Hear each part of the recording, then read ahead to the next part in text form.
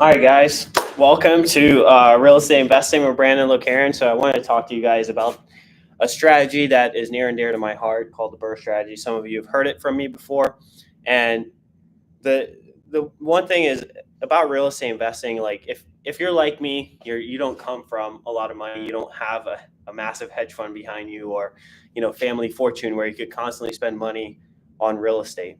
Because there's a problem with real estate is that you need money to invest. So how do you save up some money and then invest it and then be able to buy more properties? So this strategy kind of solves that problem. And I'm going to walk through it with you guys and show you exactly what it means to do a BRRRR and how you could essentially be in a property for almost an infinite return, if not more.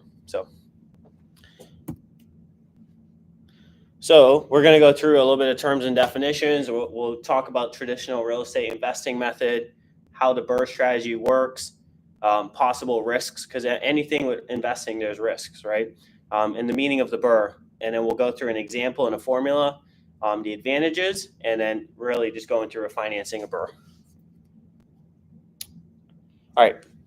So the problem with traditional investing is that you leave money in the property. So as you guys know, if you were to buy an investment property today, you would need about 20% down payment. And you would hopefully, if you're buying it in an area that's like a metro area, you're not going to really make any money on the cash flow. So this is the problem with traditional investing is you need 20% and that money sits in the property indefinitely until you sell the property, or maybe you do a cash out refinance later on down the road. But that's one of the issues. The other issue is it hurts your ability to buy more because you have to save up 20% of your money to buy a property. So on a $500,000 house in this area, you're looking at saving up at least $100,000 plus closing costs. So if it took you about 5 years to save $100,000, then you got to wait. And then you buy that property, and then you got to save up another $100,000, which is another 5 years. So as you can see, it doesn't really help you if you were to continuously save up the money, because then the home values are also going up in relation to you saving up money. So as you're saving, as you're waiting time, as you're waiting on things to be pull money together, you're actually waiting, and the property values are getting away from you. So you're buying in at $600,000 in 5 years instead of $500,000. The other thing too is the traditional method, because you're buying at market value, you're relying 100% on the market going up and buyer demand. Which, yes, there's always going to be buyer demand in this market, but basically you're not buying. There's a famous guy named Robert Kiyosaki, owns a lot of real estate, really good guy, really good author. But he talks about, you don't make your money when you buy, when you sell the property in real estate. You make money when you purchase the property. And what that means is essentially you buy it for the right price, and you essentially increase your net worth in order to create wealth, because that's how wealth is created. All right, so what is the BRRRR strategy? It's called buy. BRRRR stands for buy, rehab, rent, refinance, repeat. And it's a method of real estate investing for savvy real estate investors, people that understand a little bit of construction, understand markets, understand the area, that buy properties for a lot less than market value. They do some work to it, and then they, refinance later at a later date, usually within 3 to 6 months. They do what's called a cash out refinance, and then they go repeat the process. So what this allows you to do is it keeps your money moving, it keeps your money always flowing, and you're able to buy multiple properties at, throughout the year. So when we buy a property, we purchase using the 70% rule. So the 70% rule is really simple, and it could be the 80% rule. Typically, most of our properties in this area, you'll find something for an 80% rule. So the 70% rule or 80% rule means that you buy a property for 80% of its market value, so 20% less than its market value, minus any construction cost that's required to bring it up to market value. So, we're going to go through an example later on, but this is a really good rule because if you follow it, you'll always make money. So going back to my quote earlier by Robert Kiyosaki, you make money when you purchase the property, not when you sell it. You see how when you buy the property for 70% of the market value, or ARV, after repair value, then you've already walked in with equity. You already have equity. So if you only need 10% of the value of it to bring it up to market value, you've then you made 20% equity by just buying the property at the right price. The next thing too you need to worry about or think about as you're buying a property is ask the lender what their seasoning period is. So the biggest thing here is being able to refinance the property at a later date, usually within 3 to 6 months. So after you buy the property, you're going to want to do some renovations, you're going to rent it out, and then you're going to refinance. So you have to ask the lender, hey, listen, I'm buying this property with financing now, but just so you know, because we're getting it for such a great price, I'm going to want to take my money back out and refinance it later within 6 months. So it's called a seasoning period, and you need to ask the lender, hey, what is the seasoning period? What is your seasoning period? And different lenders may have different seasoning periods, but also the type of program that you're in would determine what type of seasoning period you're going through. So if you're buying cash, usually because of money laundering, governance, like they don't want you to do a cash out refinance until after a year. So it's always best to finance a little portion of it at least, so that they could track the money, so that you could just refinance later a lot quicker. So for conventional loans, like you would probably be able to refinance within 6 months. If it's a hard money loan, you could refinance immediately as soon as you're done. Hard money loans are generally going to be your more expensive, very expensive way of doing things. The other thing too is when you're buying the properties, you're going to want to understand what construction costs entail. So does it need a bathroom? Does it need a kitchen? Does it need floors? Does it need new siding, a new roof? You need to be able to determine that, and how you do it is you actually go by with a contractor if you're not experienced, but go through with a contractor and figure out exactly what does this property need. And you could ask them to do what's called a ROM. It's called a rough order of magnitude. You don't need an official quote. Just tell me whereabouts you think the renovations on this property would be. And that's super helpful. By the way, guys, stop me if you have any questions, and any questions on YouTube, just let me know. So you want to understand the rough construction estimate, because you are essentially putting together in your head, you're underwriting this deal in your head in order to see what price I need to go in at. What is my maximum offer price? Which brings us to our next thing, right? So going back to the 70% rule, we're going to want to put in our offer, at 70% rule. So which is, let's say it's a $1 million property, for instance. It's $1 million, and you could buy it for, $700,000 is the list price. The 70% rules saying like this property, if it's renovated, if it's in decent shape, it's worth $1 million. So you're going to want to buy it for $700,000 minus any construction costs. So if you're doing, maybe it only needs $100,000 in construction costs, so you'll do $700,000 minus $100,000, which gives you a maximum offer price of $600,000. So that's how you determine that really quick. All right. The other thing too you got to think about is what financing options you're going to go through before buying a BRRRR, before buying really any investment property. You want to think about hard money. So hard money, like I said earlier, is going to be one of your more expensive ways of even buying a property, because they're going to charge you points. They don't look at you as a sense of like, they don't look at your finances, they don't look at your bank statements as much, but they do look at you as a person. What is your experience? What is your ability to renovate this property? Have you done this before? Is there any partners on it? How much reserves do you have? That kind of thing. And generally with hard money, they'll require you to bring about 20% down payment. So 20 to 25%. Now, sometimes they will even finance the construction cost for you. They might even say, hey, we'll finance the construction cost, and also we'll lend you up to 80% of the value of this property. So it just depends on how you go through and what your experience is, but they want to see your experience. So if you don't have any experience, what you do is you partner with someone that has experience. And it's sometimes, the argument's the cart before the horse, but, and I get that. So sometimes you kind of got to show like, hey, I bought a property last year, even though it was a primary residence, but at least show that you know what you're doing. You've bought real estate before, to help sell your case. Do you find hard money, is it more of a short-term type of financing, or will they provide you, 5 years, 10 years, or is it like 12 months or something like that? That's a good question. So the question was if hard money is short-term or long-term. So hard money is typically short-term.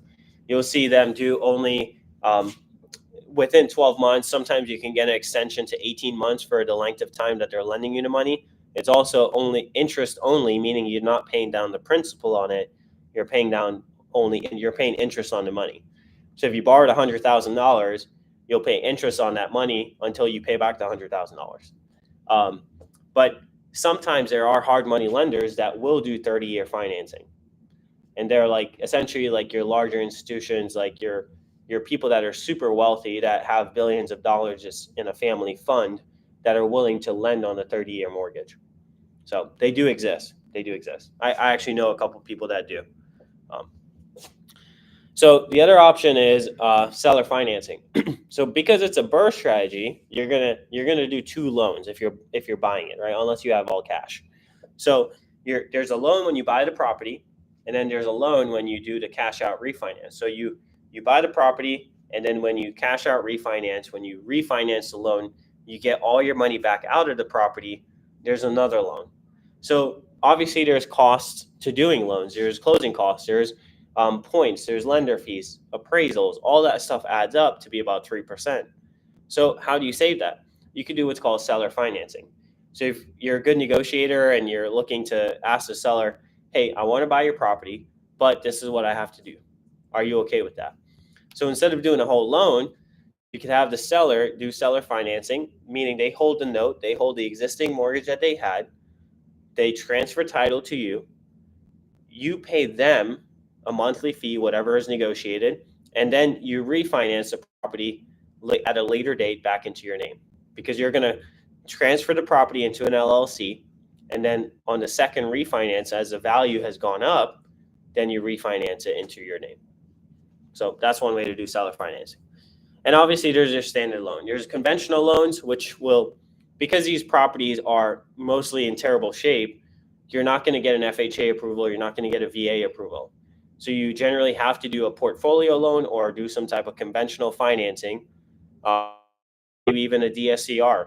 But the conventional financing is going to be your best bet for your standard loan, and you could do that through your regular lender. I recommend a local mortgage broker because they understand the market. They kind of go to fight for you, especially on when there's issues with underwriting, or maybe the appraiser saw something that wasn't necessarily good. So we could finagle it to get it to where we could get the sellers to do the work, and then be able to close on the property still. But your lender will be able to go and battle for you. But if you have a large bank, a large institution, you're just like a drop in the bucket to them. They don't care as much as a local lender does. So this is why it's important to have a good ally, have your team that's built out in this process. So have a good contractor, have a great lender, have a good realtor that can help you and help find these deals.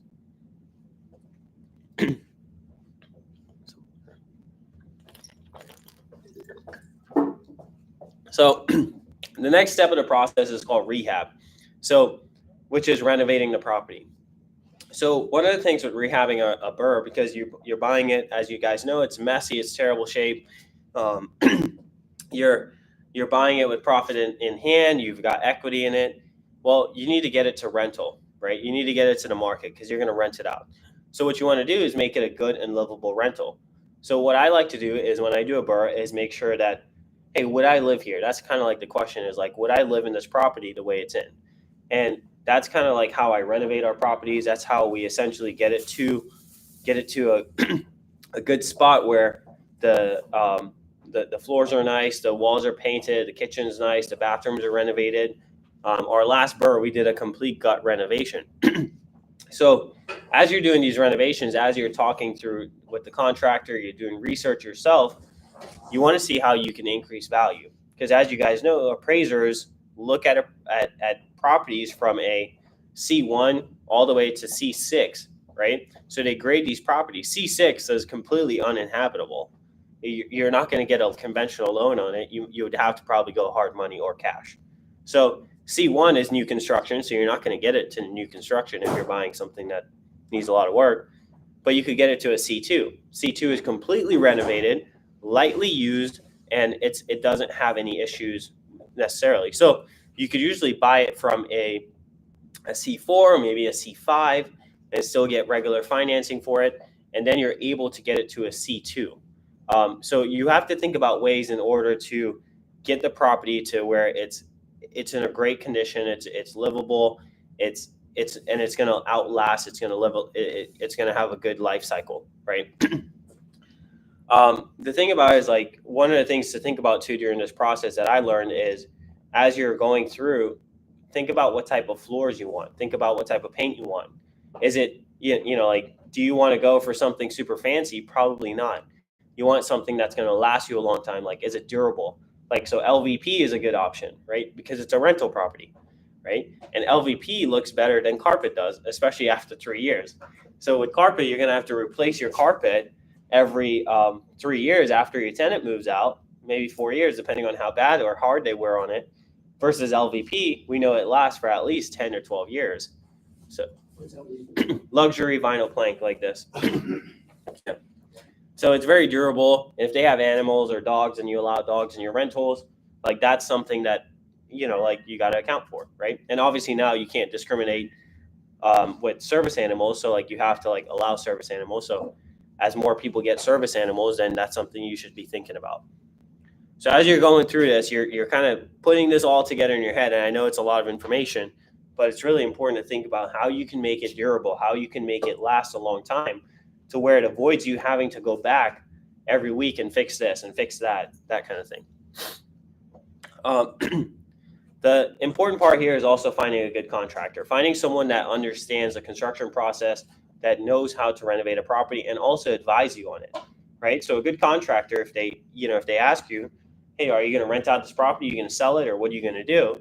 If they know you're going to rent it out, they're not going to sell you, like, the best hardwood floors or blah, blah, blah, if you're flipping it. But if you're holding on to it, then they're essentially going to make sure that you have a good foundation to be able to rent it out, because they've done rentals before. So they will recommend the LVP. They will say, hey, look, I don't think you need to spend money on marble here. Let's just go quartz or granite countertops. Hey, I don't think you need to replace these cabinets. Let's just paint them and make them look better, right? So there are certain things that they recommend that's not just after money, that makes it look good, that attracts renters to the area. Because if you make it look good and feel good, you'll actually get a premium for the rent. So people like new stuff, people like nice stuff, and they're willing to pay for it. They're willing to pay a premium for it. Like, one of our properties is rented for $500 over any other property in that neighborhood that's ever rented before. And it's because it's in really good shape, it's beautiful, it's nice, and we get a premium for it because we thought about how can we increase the value and how can we make it look good to where people want to stay there. So having a good contractor is really important. During this process, you're also going to want to document everything. So make sure that you are documenting everything. This is probably the most important thing. Excuse me. This is probably the most important thing that you'll do in the process. It's your first investment property. You're going to make mistakes, and it's okay. But when you document things, when you document what materials you use, who you spoke to, what contractor you use, what the appraiser told you when going through it. When you document these things, you're able to go back and improve on the process.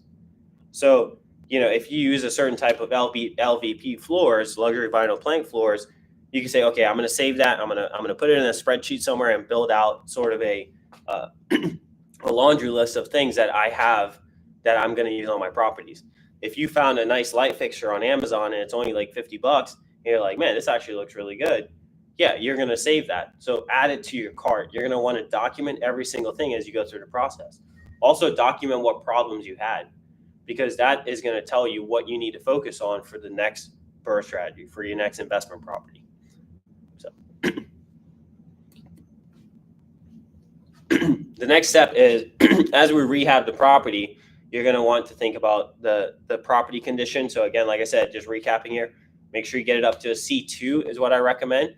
And if you guys just Google how appraisers look at properties C1 through C6, you'll be able to tell exactly what the description of those, just because of time, like I don't have time to go through all of it. The other thing too is when we redo our properties, we practice walls out remodeling. So what that means is essentially when we go in, we like to gut the bathroom. We like to gut the kitchen. We like to rip out the floors, change out the receptacles, the plugs in the wall, change out the lighting, because again, that brings it up to value, that increases the ROI, right? Because it gets me a premium, it feels new, it smells new, it looks new. And also, the biggest thing with that, when you gut everything, you know what's behind the walls then. So when you know what's behind the walls, and I'll give you an example. A lot of times sinks leak because of the P-trap. There's a P-trap under the sink where it leaks because over time it just, either loosens up, or, like hair gets down there and it clogs it up and then it starts leaking, right? And there's always water in this P-trap. So if you have hair in there, and like, it's disgusting. So what we do is we chop those all off, and we replace all the P-traps, we replace all the valves, and most of the electrical in the bathrooms as well. Because if you think about it, over time in a bathroom, there's moisture. So inside those things, moisture gets in, and then it deteriorates over time, which could cause issues later on, right? So while we're in there, because it's cheaper, because our guys are already there, our crew's already there, our contractors there, we are able to go ahead and just get that done for a lot less. Because what costs you the most money is when you have to go back to a project. It costs you time, because now you got to go there and deal with the tenant and get access. You got to coordinate with the contractor. He's going to charge you a premium because he's just coming back to fix one plug in the wall, right? Versus if he was there, could have just replaced it for about, $20. So those are all things to think about, is as you're going through, a big thing is electrical and plumbing. Plumbing, we also replace all the valves. Most valves get replaced because they all leak eventually. So we change it out to quarter turn valves, which is a much better product, especially because they all leak, and it's crazy. Like I go through so many houses, and sometimes you're in a project and the valve is not leaking, but because you unscrewed the faucet hose, like it starts leaking. It's like, but you have to turn it off. So we just replace them all, turn the water off. It's like $20 a valve, and there's two per sink, one for the toilet, and then there's not going to be a problem, knock on wood, for at least another 5-10 years. But if you got to go back and fix a valve, it costs you a lot of money. Did you say that you take down the drywall too, or Yeah, it just depends on? Yeah, we take down the drywall, especially in the bathrooms, because I want to see what's behind the wall. So we completely gut it, open it up, make sure it's good, and like especially in the shower, like you could tell in a house like when it's required. So like especially around the shower, we'll take that all out. Around the toilet, we'll replace all the toilets. Like sometimes around the toilet ring, you'll notice like there's rotted floors around the toilet, so you got to replace all the subfloor around it. So because a lot of these houses, there's a lot of deferred maintenance. For instance, like they have these showers, and you could tell around the shower if it's moist around the shower, and you see the grout starting to kind of bubble up and get sandy. It's because water is getting underneath the shower. So more than likely, you got to take it all out. Like the thing about there's a lot of people that like want to be like slumlord landlords, and I don't like that, because they just put lipstick on the pig, and it's, you got to make sure that the property's in good shape, because and I don't like, yeah, sure, those people think they make money, but in reality of things, the other reason I rehab our properties like that is because it keeps me more liquid. When I say, what I mean by that is, let's say my tenant is moving out and I've identified a larger investment, I don't have to go renovate that property after he or she moves out. Like it's already ready to go. I may need to paint it, but that's going to take a week, versus if I got to go do all the bathrooms, paint, like that's going to be 2 to 3 months.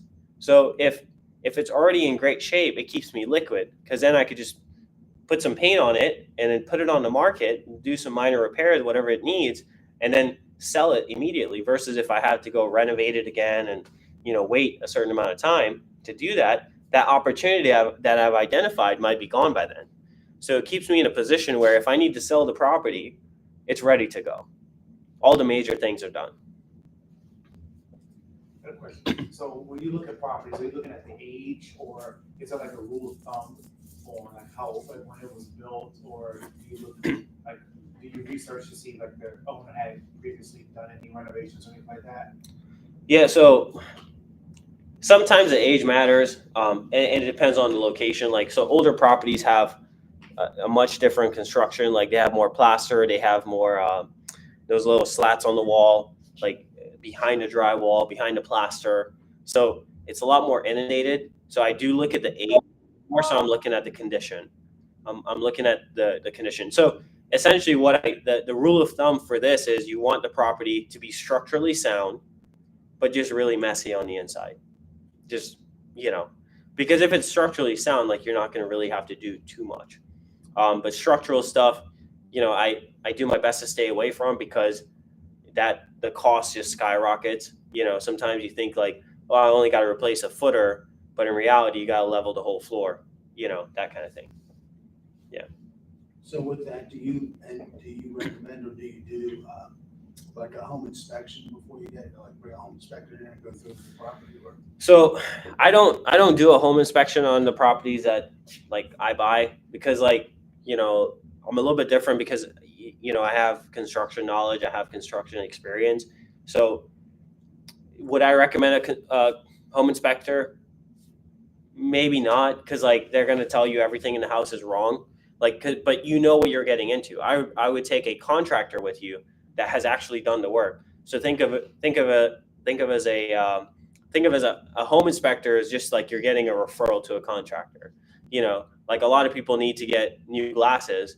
Well, they go in and they go to the Costco or something. Those people don't have a clue about glasses or anything, but you take your prescription to them, and they know, like, okay, we'll give you the referral, we'll order it, right? That's what the inspector is. The inspector just, like, says, hey, I think you should have a contractor look at this, right?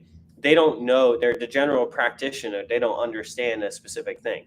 But when you're in the trenches, when you're doing this every day, like a contractor is, they're going to be able to see things that home inspectors don't normally see, in my opinion. Most home inspector they don't understand how a house goes together. They just have a checklist of things, and they just inspect the house based on that checklist. Does this plug work? Does that plug work?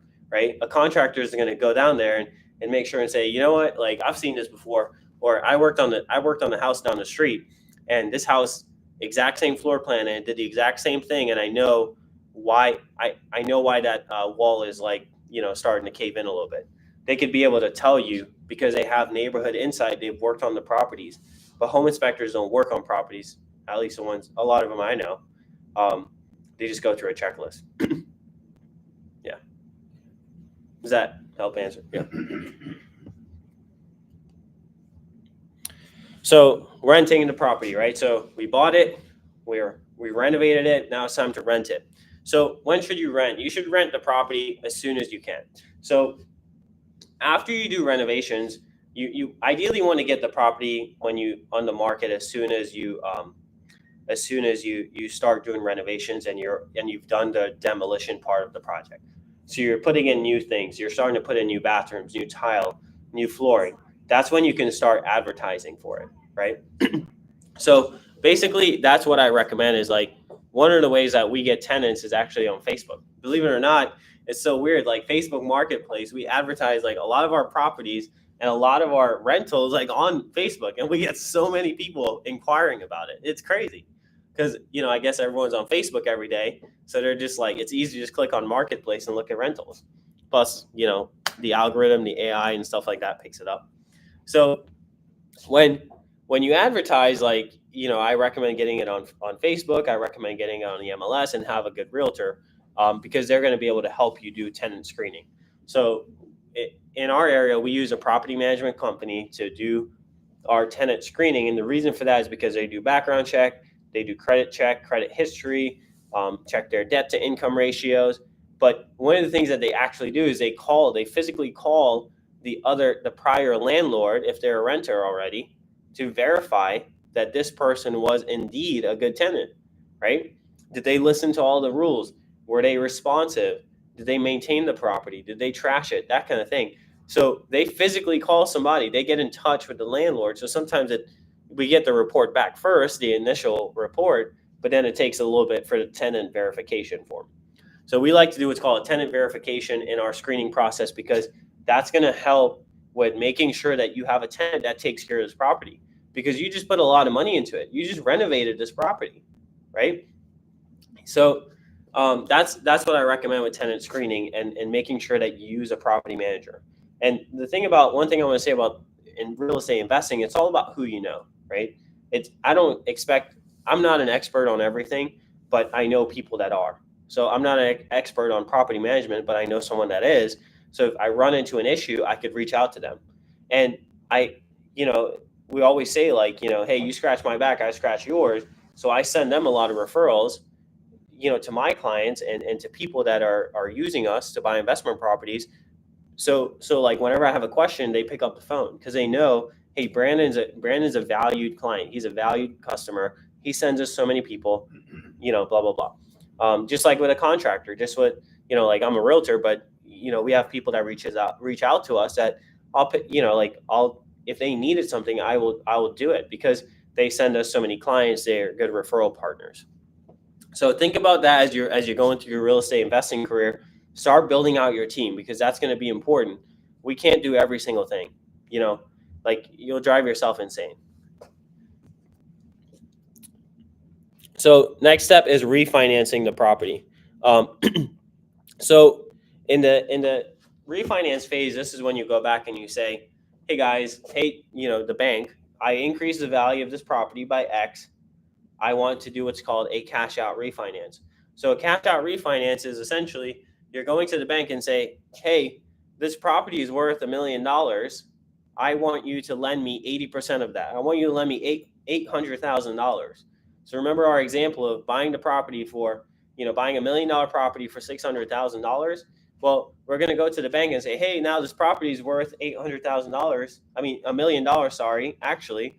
So can you lend me $800,000? So that's the cash out refinance. So the bank will say, yep, looks good to us. We'll lend you the money. You qualify, no problem. And you just got back a lot of your money. So the thing about that is you want to make sure, again, going back to the lender, you want to make sure that you have a relationship with them and that you've built that over time, because it's important if a lender has all your documents as you continue to do this strategy or whatever strategy you choose to do. They already have your documents. They may just need to pull credit. So like, I know like working with good lenders, they generally say, hey, like send me everything. So keep me updated, right? And we have clients that are like not buying for at least a year, but as you keep that stuff updated, when they do find a place or when they do find something, they're ready to go. They've built that relationship. The lenders built that relationship. The other thing too you want to think about again is the seasoning period. Ask them, say, hey, I bought this property for X. This is how I purchased it. Is there a seasoning period on how soon I can go back and do a refinance on it, on a cash out refinance period? And again, if you have that relationship with them, you'll be able to talk to them and go through and say, they'll be able to advise you on what you should do and when you should do it, right? So you should know a lot of these answers ahead of time, ahead of you even getting to it. The next thing you want to do is the refinance rates and LTV. What that means is refinancing the property, you want to see what the rates are for certain loan to values. So maybe the bank says, you know what, Brandon, like this property, yes, it's worth $1 million, but at 80% loan to value at $800,000, if you borrow $800,000 against it, the rate is X. But hey, look, if you just borrow $750,000, the rate drops significantly. And that's a big thing in the lending industry is it's a difference of being able to do a 20% down program or a 25% down program. Sometimes just for that extra 5%, the rates will drop like significantly where it's very noticeable. So ask them about that. Ask them about the loan to value. Ask them about refinancing rates, especially on the cash out refinance. Generally, cashing out refinancing a property will result in a higher interest rate just because of how the markets are, and it's additional risk from the bank's perspective. So as you go through the home, as you started the process with the lender, now the appraiser is coming out. Remember I talked about essentially how appraisers look at properties. They go C1 through C6, C5 sometimes. But basically you want to make sure that you meet the appraiser on site and you have a list. Remember we talked about documenting everything. And you have a list of all the things that you did to this property, the floors, the kitchen, the bathrooms, the sinks, the lighting, all these things is in a list, right? Those are the property features and the property upgrades. And you could put costs to that, right? You could say, hey, this is my bill for my contractor. These are all the upgrades I did, so that they could factor that in when they go and do their comparison against other properties. The other thing too you want to do is, again, have a good realtor on your side. Have someone that understands the market, because they could do what's called a comp analysis. So they could print out some comps, some comparable properties that sold recently in that neighborhood that is similar square footage, that may be better or lesser condition of yours, because now yours is renovated like new. But they could provide those comps to you so that you could present that to the appraiser, and you're going to want to do that to make your case. Another property we did was we bought it for 260, and I took I lived in it. I got it. I put about $30,000 into it, and over time, and I did all the work myself. But I was able to document every single thing. When the appraiser came, my property appraised for $25,000 over any other house that has sold in that neighborhood, because I gave him a copy of every single thing on that property. We had carpet in that one. We had carpet. We had engineered hardwood floors. We had light fixtures, renovated the bathrooms, like everything. So they were able to essentially incorporate that in their analysis. So this is why it's important to document everything and write those things down, put in a safe space where, if you find another opportunity, you could just say, okay, I get the light fixture from Amazon, I get the, plumbing fixture from Ferguson or whatever, but you could know exactly where to get those things and what price it's going to be. Because it's also going to help you document your costs on the next one. You may not need to bring the contractor by. Right? So the other thing too is with the appraisal results, you'll be able to get up to 80% of the loan to value. So banks don't generally, because it's an investment property, they won't lend you more than 80% of the value of it, because it's an investment property. Now, certain portfolio lenders, if you have a portfolio, a good relationship, they may be willing to lend you up to 85%, but it's very rare. You got to have excellent credit, strong financial backing, maybe a lot more in reserves, where they'd be willing to do that. But it's very unlikely that I see 15%, down payment on investment properties, or really 85% loan to value. So then you repeat the process. So what we do is then we go through and we repeat the process. We look for another property. We could buy it for market value, 80% of market value minus construction costs, or 70% of market value minus construction costs. I will say one thing about this is that when you are looking for properties, depending on the area that you're in, you may have to use the 80% rule, right? Some areas you may want to only use the 70% rule. It just depends on how fast property values in that area go up, and how quickly the area is moving. So slower areas, you want to buy it for 70%. For fast-paced areas like metro areas, I recommend you buy it for 80% or less. So this is a real-life example that we bought. So this was a property. This again, going back to your relationship. So I had a relationship with what's called a wholesaler. A wholesaler is someone that gets a property under contract, and they essentially sell that contract. It's like an options contract. If you ever traded options, they essentially get the property under contract for a price, and then they mark it up, and then they sell you that contract for that marked up price, right? Sometimes it's a great deal. So in this case, it was a great deal. So we bought this property for $260,000. At the time, it was worth I was expecting it to be worth about $400,000, actually $380,000 to $400,000. That was my estimation. That's when I did my comps, that's what I came up with. So for this property, it was a $52,000 down payment because we had to put down 20%. I did regular conventional financing. Obviously, there's closing costs. That was about $6,500. And then holding costs was $4,800. Holding costs is essentially the time that it takes you to renovate the property, all the utilities, the mortgage that needs to be paid during that period of time. And our renovation cost was $33,000. Now, obviously, we have a good relationship with a contracting company, so we're able to get things for a lot less than most people.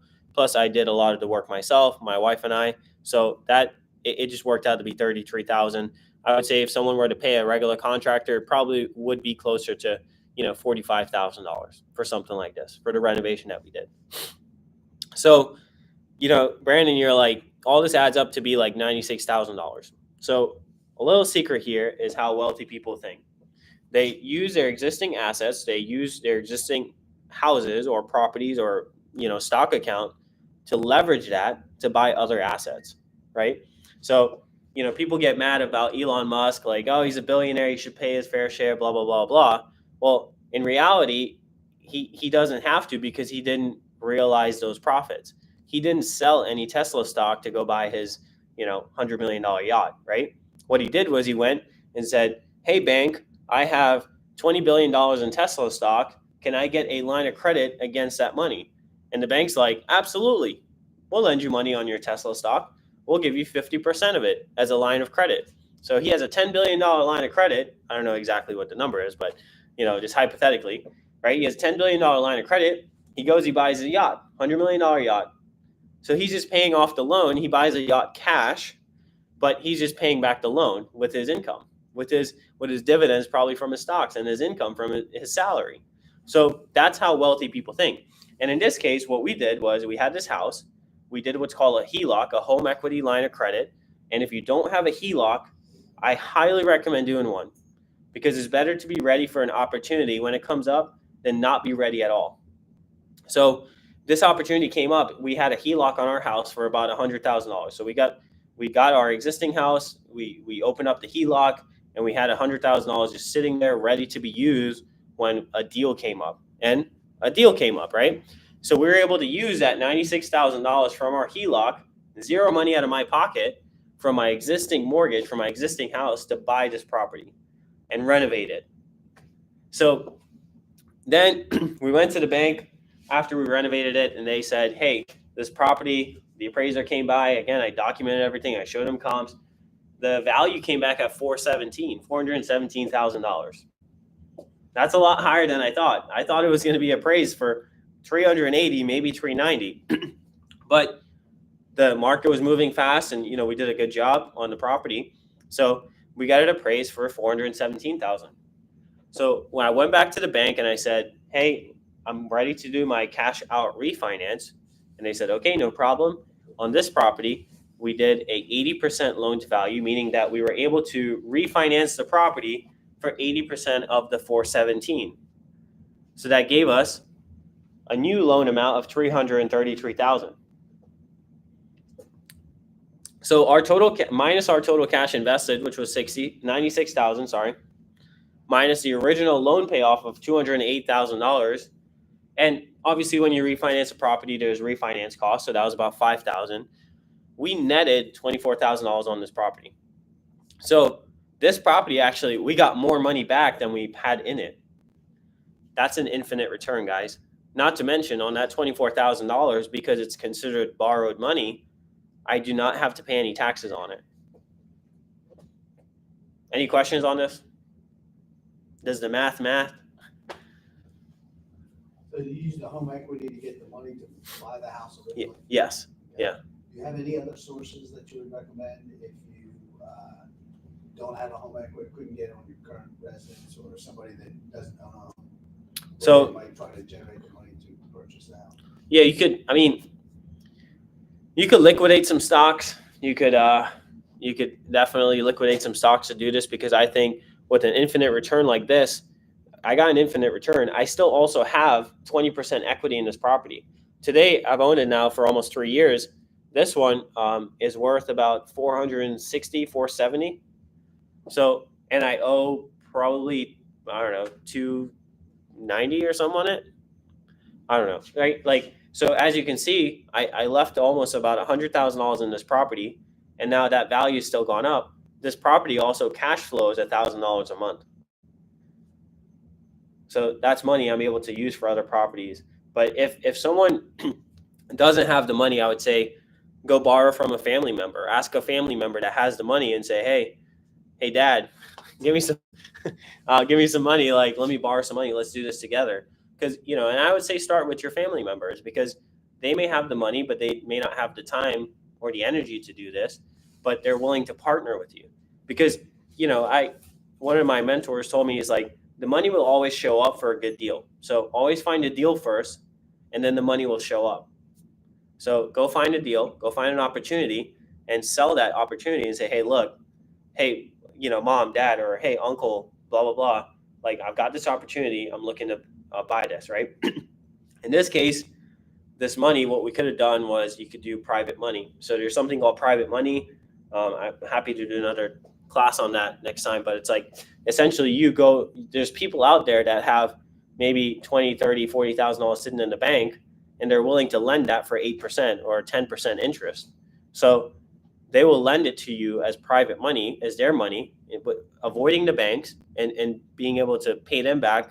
And you can pay them back on the cash out refinance. So in this case, it took us about 6 months to do the cash out refinance because there was a seasoning period, and it took us 3 months to renovate the property. So when we did the cash out refinance, we ended up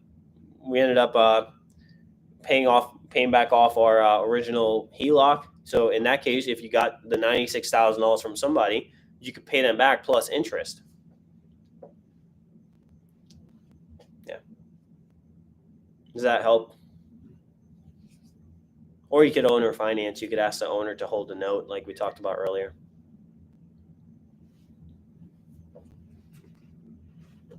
Cool. If you guys have any additional questions, feel free to reach out, text me, email me. That concludes today.